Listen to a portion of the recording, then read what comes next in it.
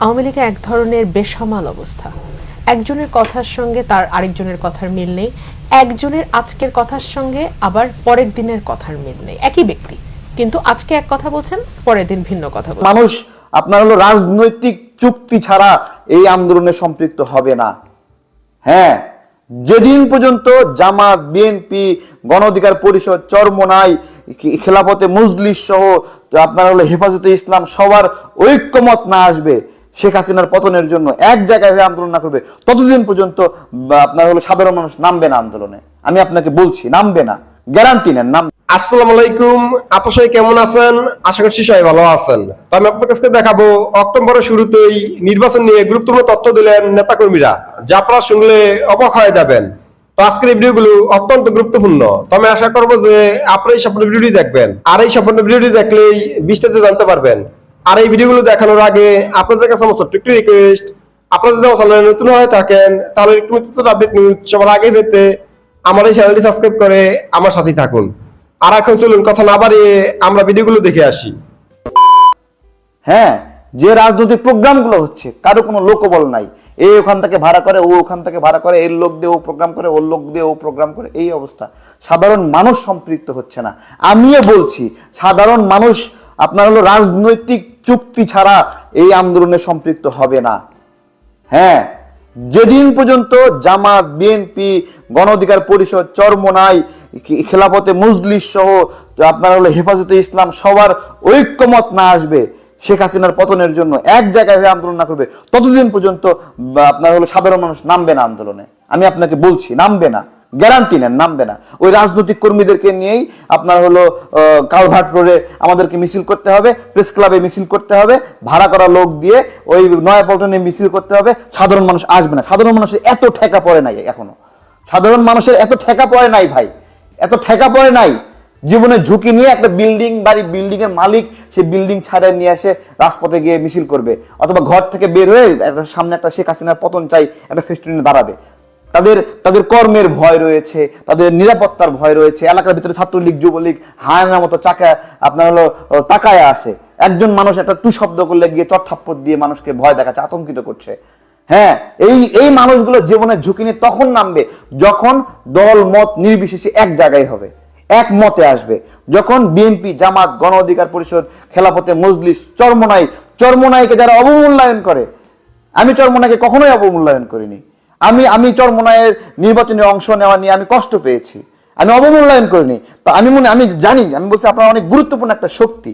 আমি বলেছিলাম আপনারা ওই নির্বাচনে যেন না, আমি বলেছিলাম। এইটুকুই শুধুমাত্র বিরোধ, এছাড়া চরমোনাইকে অপছন্দ করার আমার কোনো কারণ নাই। এখন আমি মনে করি যে চরমোনাই ওই নির্বাচনে যাওয়া ভুল ছিল, কিন্তু আমি চরমোনাইকে লাইক করি, আমি পার্সোনালি। এটা বাস্তবতা, এটা এটা এটা বুঝতে হবে যে তারা আপনারা ইসলামের পক্ষের দল, তারপরে খেলাফতে মজলিস ইসলামের পক্ষের দল, হেফাজতে ইসলামের পক্ষের দল। এই দলগুলো, ইসলামিক দলগুলো যদি একত্রিত হয় বিরোধী দলের সাথে, তখন কেবল মানুষ সবাই একত্রিত হয়েছে। চলেন, এখন সঠিক সময় এসেছে, আমরা একসঙ্গে গিয়ে আন্দোলন করি, আমরা একসঙ্গে গিয়ে নামি, একসঙ্গে গিয়ে ফেসবুকে পোস্ট করি, একসঙ্গে লাইভে এসে কথা বলি শেখ হাসিনার বিরুদ্ধে, একসঙ্গে প্রতিবাদ করি। কেবলমাত্র তখন, তার আগ পর্যন্ত মানুষ আসবে না। মানুষের এত ঠেকা পড়ে নাই ভাই, মানুষ আসছে না। ছাত্রদের দাবি নিয়ে ছোট ছোট প্রোগ্রাম হচ্ছে, সাধারণ ছাত্ররা আসে না। কেন আসে না? কারণ জানে এই প্রোগ্রাম, সাধারণ মানুষ কেন আসে না আমি আপনাদেরকে বলি কেন আসে না। এক একটা রাজনৈতিক প্রোগ্রাম হয়, মানে শেখ হাসিনার পতন এই শব্দটা বড় করে না লিখে মানে নেতাদের বড় করে ছবি দেয়। ঠিক আছে, উচিত ছিল শেখ হাসিনার ছবি বড় করে বানিয়ে ক্রস চিহ্ন দিয়ে ওই ছবি নিয়ে মিছিল করা। তা না, মানে বড় বড় নেতাদের ছবি নিয়ে ঘুরতে হবে। কে ভাই, আন্দোলনকে ব্যবহার করে নেতার মার্কেটিং চলতেছে, তাই না? নেতার মার্কেটিং চলতেছে। এই জায়গা থেকে আমার এবি পার্টিকে খুবই ভালো লাগে, জামাতি ইসলামকেও আমার ভালো লাগে। আমরাও চেষ্টা করতেছি যে নেতাদের ছবি নিয়ে আমরা ঘুরবো না, আমরা ঘুরবো মানুষের দাবি সম্বলিত একটা ফেস্টুন এবং পোস্টার। হ্যাঁ, এখন ছবি নিয়ে ঘুরতে হলে শেখ হাসিনার ছবি নিয়ে ঘুরতে হবে, ক্রস চিহ্ন দেওয়া শেখ হাসিনার ছবি। আর শেখ হাসিনাকে চাই না, অন্য কোনো নেতার ছবি মাথার উপরে তোলার সুযোগই নাই এখন। হ্যাঁ, তার পতন ছাড়া কোনো কথা নাই। আজকে যে ভিডিওগুলো করেছি অনেকে অনেক অ্যাঙ্গেল থেকে অ্যানালাইসিস করবে। আমার কথা হলো যে মাছরাঙ্গা টিভিতে এই যে রিপোর্টটা করেছে, এই যে রিপোর্টটি করেছে, এটা অনেকগুলো টিভিতে হয়েছে। এইটা মিটিংটা সিঙ্গাপুরে হতেও পারে, মিটিং হওয়াটা কোনো সমস্যা না, মিটিং হতেই হবে। ভারতের সঙ্গে মিটিং হবে, তারপরে হলো আরো অনেক দেশের সঙ্গে মিটিং হবে, সব দেশের সাথে মিটিং হবে, মিটিং হতে হবে, মিটিং হতে হবে। কিন্তু এদের যে অন্যায় আবদার, ঠিক আছে, এদের যে অন্যায় আবদার যে তারেককে ক্ষমতায় আসতে দেব না, ঠিক আছে, জামাতের সঙ্গে জোট করা যাবে না, এই অন্যায় আবদারগুলো মানলে আন্দোলন জীবনেও সফল হবে না। আপনাদের এই বিষয়ে মতামত কি বলেন? আপনারা মানে আজকে মন খুলে কমেন্ট করেন, মন খুলে কমেন্ট করেন, কে কোন দল করেন গুরুত্বপূর্ণ না। বাংলাদেশ একটা ফাঁদে রয়েছে, এই ফাঁদ থেকে উদ্ধার হওয়ার জন্য সকল দল এক জায়গায় হওয়া উচিত কিনা আপনারা বলেন। বলেন। আমি জামাত একদম করি না, কিন্তু আমি তাদের শক্তিকে স্যালুট করি, তাদের ক্ষমতাকে স্যালুট করি। জামাত দীর্ঘ প্রায় বছরের পরে বছর রাজপথে নাই, তারপরে একদিনের জন্য রাজপথে নেমেছিল, সব আতঙ্ক শুরু হয়ে গেছে। কই জামাত কি ভায়োলেন্স করেছে? ভায়োলেন্সের জন্য জামাতকে ভয় করে না, জামাত ঐক্যবদ্ধ একটা শক্তি, এই জন্য জামাতকে ভয় করে। জামাত ভায়োলেন্স করে না, ভায়োলেন্সের জন্য জামাতকে ভয় করে না কেউ। যারা ইসলামকে ভালোবাসে তারা ভায়োলেন্স করে না, মানুষের মাথায় তারা আঘাত করে না, লগি বৈঠা দিয়ে মানুষ হত্যা, এটা শেখ হাসিনার কালচার, এটা জামাতের কালচার না।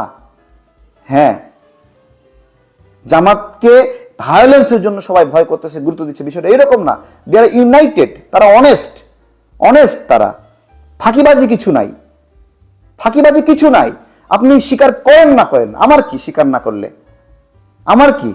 আওয়ামী লীগে এক ধরনের বেসামাল অবস্থা, একজনের কথার সঙ্গে তার আরেকজনের কথার মিল নেই, একজনের আজকের কথার সঙ্গে আবার পরের দিনের কথার মিল নেই। একই ব্যক্তি কিন্তু আজকে এক কথা বলছেন, পরের দিন ভিন্ন কথা বলছেন। এগুলো আসলে এক ধরনের নার্ভাসনেস আছে, ভয় আছে, সামনে নির্বাচন, সেই নির্বাচন কিভাবে তারা পার হবে, বৈতরণী 14-18 মতো হওয়া সম্ভব নয়, 24টা কিভাবে তারা পার হবে সেই ভয় আছে, যে কোনো উপায়ে ক্ষমতায় যেতে হবে সেই টেনশন আছে, একই সঙ্গে আছে নেতাকর্মীদের চাঙ্গা রাখবার একটি বিষয়। মানে ভোট দিচ্ছি তো নৌকায়, মানে নৌকায় ভোট দিয়া জনগণ ভোট, আমরা গোষ্ঠী জনগণ ভরে নৌকায় দিয়ে গেছি, উন্নয়ন করছে, ভালো করছে, ঠিক আছে, এই লেগারে ভোট দিছি। মানে দেশে যে উন্নয়ন করছে এই উন্নয়নে তো কোনো লাভ হইল না। 15 বছর ধরে ক্ষমতা থাকতেছে, তাহলে এক সরকার যদি 15 বছর ক্ষমতা থাকে তাহলে দেশের অবস্থা কি হইতে পারে? ইনকামের হারও বাড়াইছে, বাড়াও চাইতারি না ঠিক মতো না বা বেশি। আমি আশা করছি যে আপনারা সকল ভিডিওটি দেখেছেন। তো আপনাদের যদি বেশি ট্রেনিং কোনো মতামত থাকে আমাকে অবশ্যই কমেন্টে জানাবেন।